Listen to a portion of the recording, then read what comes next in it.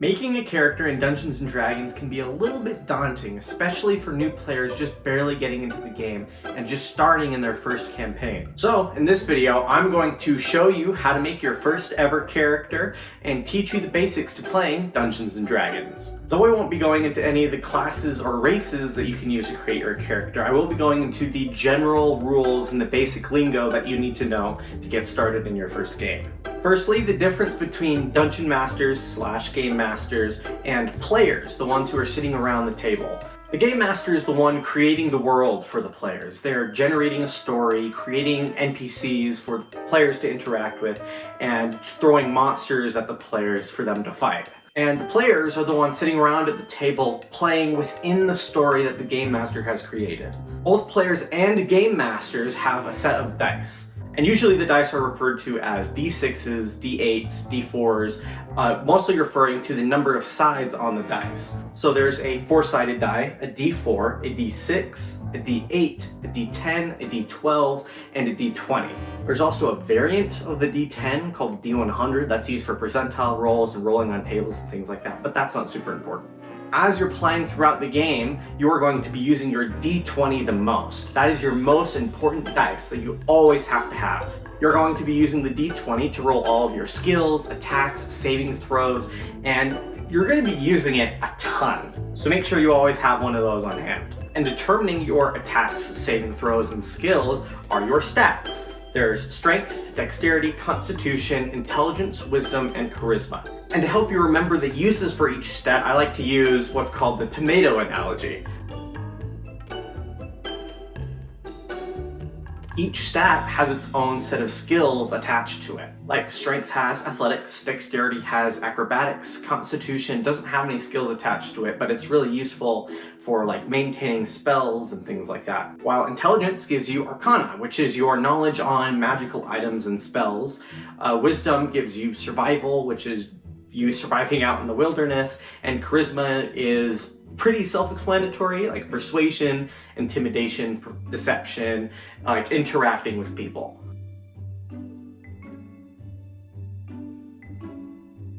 Keep this in mind. When you're rolling a attack roll, ability check, or saving throw, you have a chance of having advantage or disadvantage on the roll. Advantage means that you roll the d20 twice and take the higher number, and disadvantage is the opposite. You roll the d20 twice and take the lower number. Each of the 6 stats comes with a score and a modifier, which is determined by the score. Starting at 10 with a +0 modifier, each time the stat goes up by 2, the modifier increases by 1. So a 12 is a +1, 14 is +2, 16 is +3, 18 is +4, and 20 is +5. But keep in mind, this also goes in the negative direction, with 8 being a -1, 6 being a -2, and so on and so forth. Though you want to try and avoid having negative stats, it's also not entirely a bad thing, because it can give your character flaws and let other players at the table, your party members, have moments to shine. With that out of the way, let's get to creating your character. First, you need to come up with a character idea. What do you want? What do you imagine playing in the game? Do you want to play someone strong? Do you want to play someone smart? Do you want to play someone dexterous? Do you want to play someone sneaky?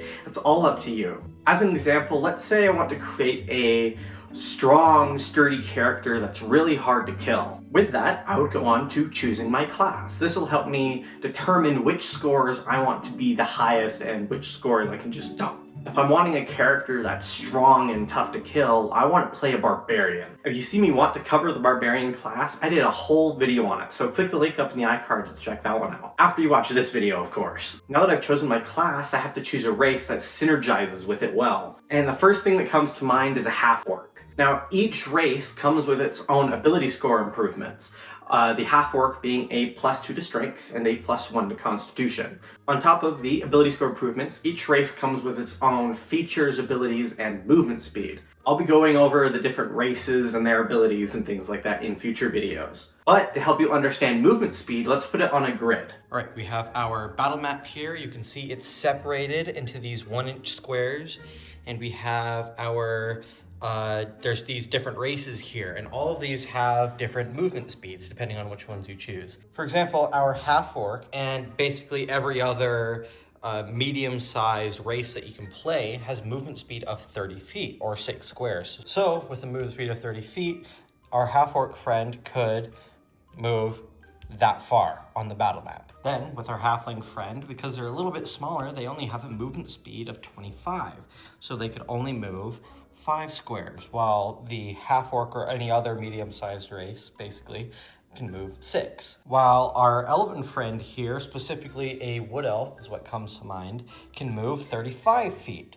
So 7 squares. Now, those races only give you your base movement speed and don't take into account your class or any other racial features that you have. Like, for example, the monk gives steady increased movement speed as you level up, eventually giving you like a plus 30 feet to your movement speed, potentially giving you a movement speed of 60 to 65 or something like that. So just keep that in mind as you're playing. Now that you've chosen your class and your race, it's time to choose your background, which helps you determine your personality traits and the skills that you are proficient in. With our half-orc barbarian character, I sort of imagine them being a part of tribal warriors that live detached from a society deep in the wilderness. So we'll choose Outlander for this example. Outlander gives us proficiency in athletics and survival, which is a strength skill and wisdom skill. Both your class and your background give you proficiency in specific skills and saving throws. You usually get to choose these as you're creating your character, so just keep that in mind. Being proficient in a skill or saving throw means that you add your proficiency bonus to any roll made to determine how well that you do in that skill or saving throw. For example, with our half-orc barbarian character, if we want to roll a survival check to try and make shelter out in the wilderness, we would roll a d20 and add our wisdom and proficiency bonus to that roll. And that determines how successful we are at building the shelter. Starting at level 1, your proficiency bonus is a +2. At level 5, it increases to +3. At level 9, it increases to +4. At level 13, it increases to +5. And at level 17, it increases to +6. So let's say that our half-orc barbarian character is level 5 with a proficiency bonus of +3, and they want to build a shelter in the woods. They would roll a d20 and they roll a 11, and they have a wisdom score of 15. So that means in total they rolled a 16 on the survival check to build the shelter. Now the DM will determine how difficult it is to make the shelter in those conditions, making a DC that you have to pass in order to succeed the check. So if the DC the Game Master set was 15 and we rolled a 16, that means we would succeed. But if we rolled a 14, then we would fail. But Gage, you may be asking, what happens if you roll a 15 and meet the DC? Well, generally the rule is if you meet it, you beat it. So if we rolled a 15, that we would have still succeeded just barely. On top of being proficient in skills and saving throws, you're also proficient in weapons. The same rules for the skills and saving throws applies to the weapons, but generally the skills that you're going to be using are strength or dexterity. So when you're rolling an attack roll against an enemy with an armor class of 15, and our half-orc barbarian has an 18 to strength and our level 5 with a +3 proficiency bonus, we have to roll an 8 or higher on the dice in order to hit the enemy and deal damage. But that's not what you can do in combat. In combat, there are 4 different actions that you can take on your turn. There is your main action, your bonus action, your movement, and your reaction. The main action can be used for a lot of different things. To attack, like I said before, to shove a creature and push them back, to disengage with an enemy to keep them from attacking you, to dodge to give disadvantage on all attacks against you, dashing, which lets you move your movement speed again on top of the movement speed you already get. And you can also use objects, like opening a door, opening a chest, using a magical item, different things like that. Though your bonus action is a lot more limited. There aren't any set things that you can do with your bonus action. It's mostly up to you, your DM, and your class and racial abilities. And we've already explained your movement speed, but the reaction is special because you don't take this action on your turn, you take it during someone else's turn. Like, for example, if you are within 5 feet of someone and attacking with a battle axe and they want to try and move away, you can use your reaction to get an attack of opportunity. That means you can use your reaction to make an attack against the person trying to run away from you. But the damage you roll depends on the weapon that you're using. Now, there are a lot of different weapons in the player's handbook and a lot of magical weapons in the Dungeon Master's Guide, but we'll just be going over some of the basics. The simple weapons are used by almost everyone, while the martial weapons are usually held for the martial classes like the fighter, the barbarian, the monk, the ranger, those guys. There are also melee weapons and ranged weapons, which are self-explanatory. I won't go into that too deep. So when you're determining your class, you want to make sure that you choose the right weapon for you. What feels right for your character to be wielding, to be hacking and slashing at your enemies. Each weapon that you can possibly wield has its own damage. For example, the battle axe deals 1d12 damage. So you'll roll the 1d12 and then add your strength modifier to the damage roll. But with ranged and finesse weapons like rapiers, short swords, daggers, you can add your dexterity instead of your strength, though you can still choose between the two. In general, martial weapons are better at dealing damage than the simple weapons, but no weapon is useless whatsoever. Now keep in mind, before you can actually deal damage, you have to actually hit the creature. And in order to do that, you have to surpass their armor class. Same thing goes for another person attacking you. Now, your armor class can be determined in a variety of ways. When you're not wearing armor, your armor class is 10 plus your dexterity modifier. But to increase your armor class, you can put on one of the 3 different kinds of armor. There's light armor, medium armor, and heavy armor. Light armor relies almost solely on your dexterity, with the best light armor being studded leather, giving you a armor class of 12 plus your dexterity modifier. With medium armor, it relies partially on your dexterity, but not as much as the light armor, with the best armor giving you an armor class of 15 plus your dexterity modifier with a maximum of 2, basically capping you off at an armor class of 17. And heavy armor isn't determined by your dexterity at all, but instead is determined by how strong you are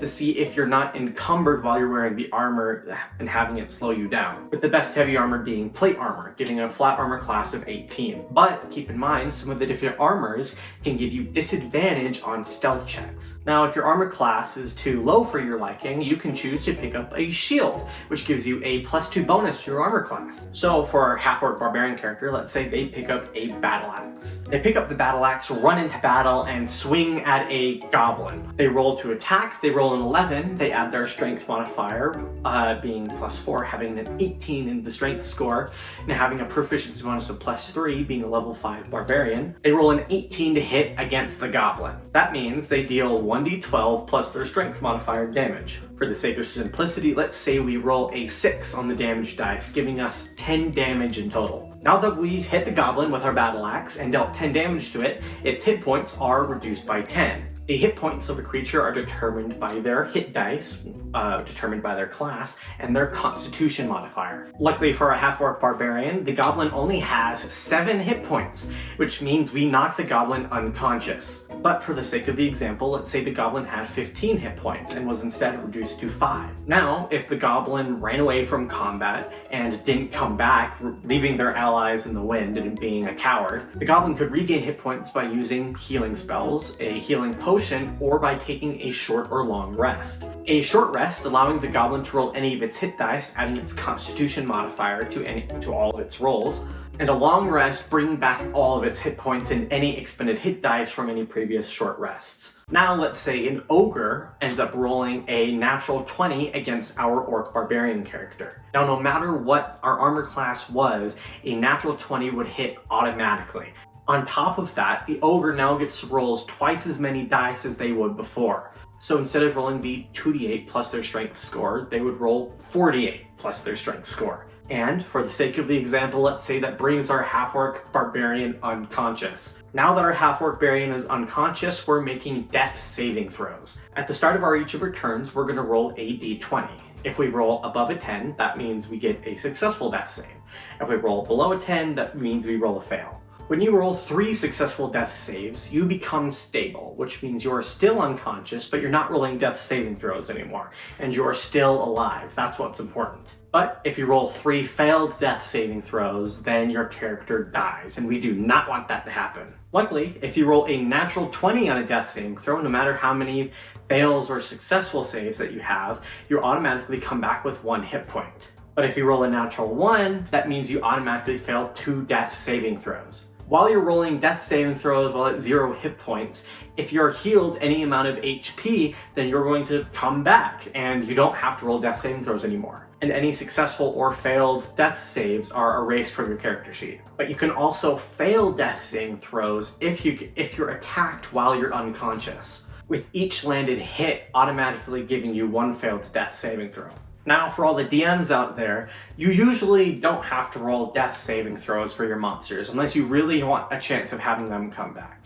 But for like fodder, like goblins for example, when they drop to 0 hit points, then they should just automatically die, or else it's going to be too much for you to handle during combat. Now, there are a few ways you can instantly die in Dungeons and Dragons. Now, let's say our Half-Orcs Barbarian's maximum hit points is 51, but they're currently sitting at around 4 hit points. If our Half-Orc Barbarian took enough damage to knock them unconscious, and the extra damage surpasses their hit point maximum, the Half-Orc Barbarian would instantly die. There's no saving throws, no ability checks, nothing. The only way to stop this is to stop the creature from attacking and dealing that damage. On top of your hit points, there are a few ways to get temporary hit points, which is basically a buffer between any damage you take and your actual hit points. Temporary hit points are usually, like the name says, temporary. They don't last for long, but they can help beef you up during combat so you can take more hits. On top of hit points and temporary hit points,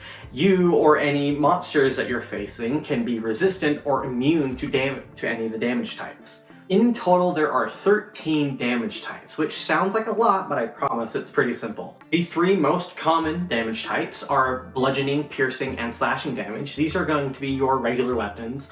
Bludgeoning being like hammers, slashing being swords and axes, and piercing being darts, arrows, and daggers. The next most common damage types being acid, cold, fire, lightning, poison, and thunder damage. And then the rarest damage types are force, necrotic, psychic, and radiant damage. Force damage being pure explosive magical energy, necrotic being decaying necromantic energy, with psychic damage being attacks directly to the mind, and radiant damage being like divine or solar energy. If you're resistant to one of these 13 damage types, that means you take half as much damage than you normally would from that damage type. And if you're immune, you take no damage at all. Okay, moving on from all of that, let's talk about leveling up your character. There are a few different ways to level up, the 2 most prevalent being experience points and the milestone. Experience points works like most other RPGs. When you complete a mission, slay a monster, or anything like that, you get experience points. And depending on how many experience points you have, that determines the level you are. With that said, I think we have a good character in mind. So far, we have a Half-Orc Barbarian that comes from a tribe of warriors that live deep in the wilderness,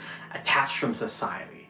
He's headstrong and stubborn, not too intelligent, but he knows what he has to do the right thing. Though he's not good at making decisions in the moment, he always tries to do the right thing. Now that we have the character idea in mind, the last thing that we need to come up with is the name. Let me know down in the comments what you would name our Half-Orc character, and with that said, I think I'm going to end this video here. I hope I explained enough for you to understand the basics in your first game of Dungeons & Dragons, and trust me, there is a learning curve, but you'll get better as you play on. Thank you for watching this video. If you liked it, make sure to like and subscribe, and check out any of the other videos on screen. For example, the one right here, I covered the entire Barbarian class, so after watching this one and understanding Dungeons & Dragons more, check that one out and see if you want to be a Barbarian for your next character. I hope you have a great day, and I'll see you guys in the next video. Bye!